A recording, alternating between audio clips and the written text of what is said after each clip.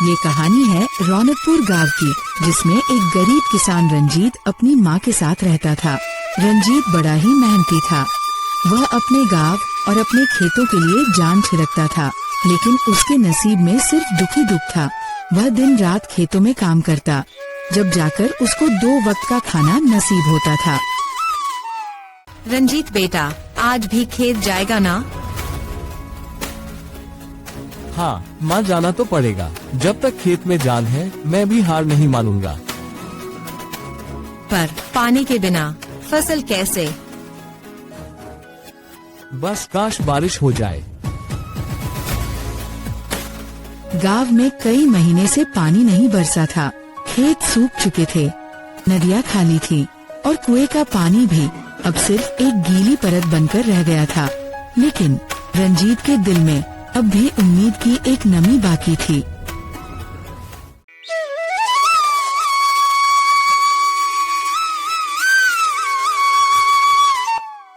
अरे रंजीत, अब भी खेत जोत रहा है। पानी तो आसमान से आता है, तेरी मेहनत से नहीं। मेहनत करने से आसमान का मिजाज नहीं बदलता, लेकिन इंसान का हौसला जरूर बदल जाता है।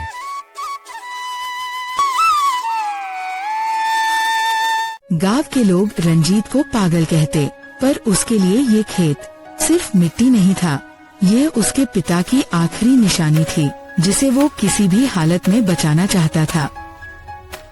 रौनकपुर गांव के किनारे एक पुराना सूखा कुआं था। गांव में अफवाह थी कि यहाँ रात को अजीब आवाजें आती हैं। कुछ कहते थे ये कुआं श्रापित है, कुछ कहते थे इसमें कभी पानी सोने की तरह चमकता था। गांव के लोग हमेशा उस कुएं से डरते थे।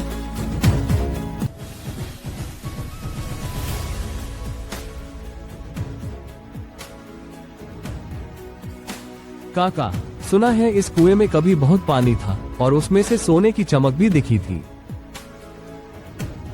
बेटा, ये बातें सिर्फ कहानियों में अच्छी लगती है, हकीकत में ये कुआं मौत का मुंह है। तो फिर आप यहाँ क्यों आए हैं? क्योंकि अगर सच में यहाँ पानी मिल गया तो मेरा खेत और शायद गांव भी बच सकता है। उस रात रंजीत को नींद नहीं आई, जैसे कुआं अपनी गहराई से उसे बुला रहा हो। वह पूरी रात उस कुएं के बारे में सोचता रहा। गांव में इस समस्या को लेकर हर कोई दुखी था।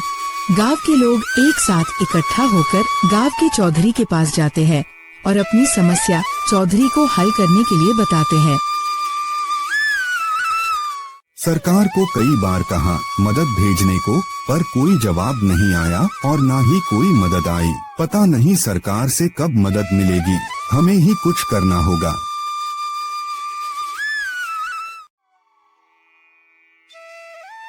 अगर ऐसे ही रहा तो अगले महीने हमें गांव छोड़ना पड़ेगा।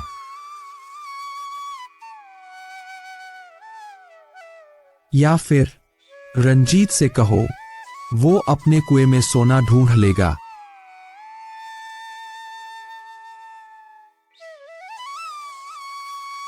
अगर मैं पानी निकाल लूं तो हंसना छोड़ दोगे? निकाल कर तो दिखाओ, फिर आपके कदमों में पानी पीऊंगा। उस पल रंजीत ने ठान लिया, वो कुएं के पास जाएगा, चाहे इसके लिए उसे अपनी जान ही क्यों न देनी पड़े। आज सच सामने आएगा, आज तो सच सामने आकर ही रहेगा। क्यों आए हो आप? क्यों आए हो आप?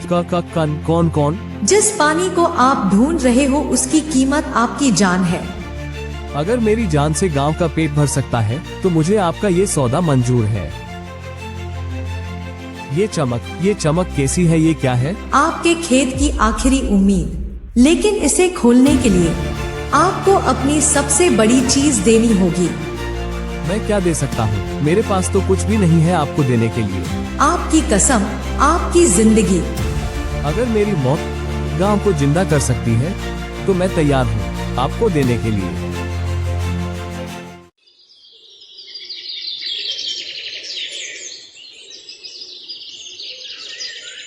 सुबह होते ही गांव में शोर मचने लगता है। लोग चिल्ला रहे हैं, पानी, पानी आ गया, पानी आ गया, पानी आ गया। कुएं से पानी उफनकर बह रहा है, खेतों में नमी फैल रही है। गांव के लोग खुश होते हैं क्योंकि कुएं से पानी उफनकर बह रहा है।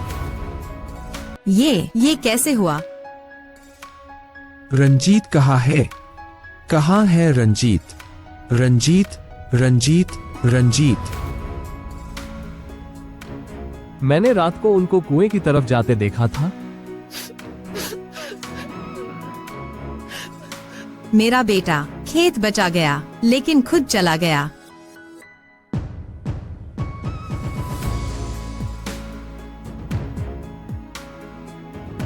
हमने उसका मजाक उड़ाया और उसने हम सब के लिए अपनी जान दे दी।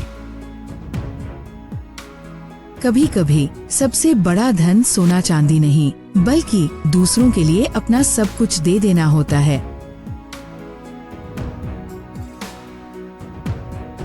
रंजीत ने जो किया वो मैं कभी नहीं भूलूंगा।